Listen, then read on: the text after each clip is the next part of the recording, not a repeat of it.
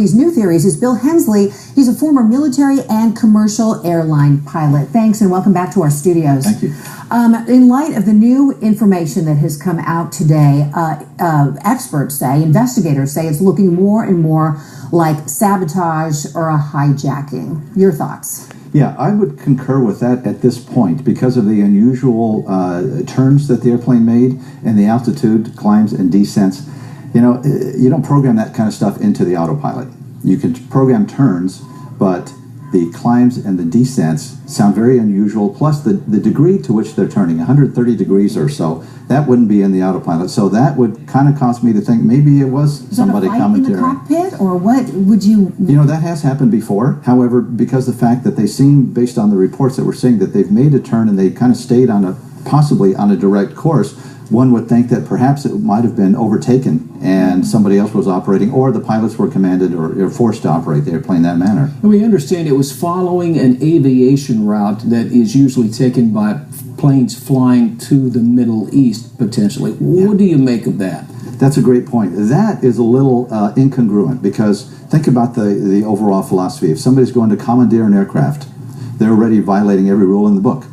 So if I were going to do that and I knew how to operate the navigation computers, I would just put in the point that I'm going to and we'd go straight to that. I'm not going to be following a highway in the sky or an aviation route. So that's a little incongruous, that point right there. It's interesting that we're getting some more detailed information. It's been a week, but from what I learned today, sometimes it takes that long to get some of this communications information that's relayed from the airplane.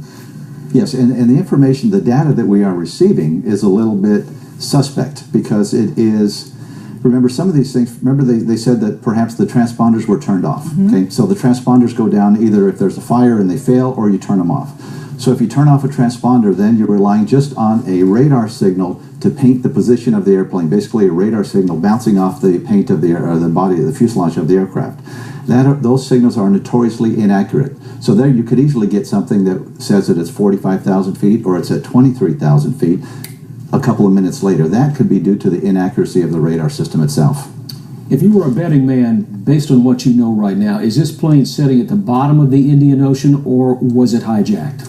If I were a betting man, and it's all speculation, it could be both. It could have been hijacked and people have lost control of the aircraft, but I think just based on historical perspective, it wouldn't surprise me if, unfortunately, it were crashed somewhere.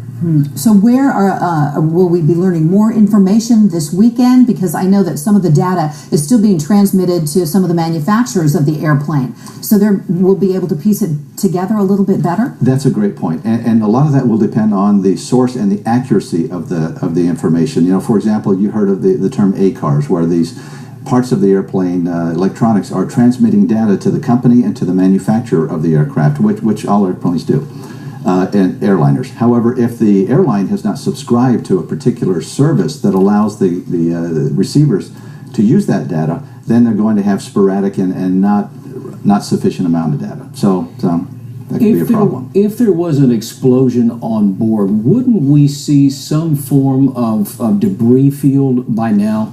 Great question. Not necessarily, because think about how vast the area is of the Indian Ocean or any ocean. Just go off the coast. I mean, you've probably been on a cruise or something, and you just go out a few miles, you feel like you're out in the middle of nowhere. Go out to where 10, 12 miles where you can't see any land, and think about how vast that area is. So that does not surprise me, that even if there is floating debris, that we haven't found it yet, just because of the vastness of the area that we're talking about. Boy, such a mystery. Bill Hensley, thanks so much for your thoughts tonight. My pleasure. Thank you. Thanks a lot. Thank you.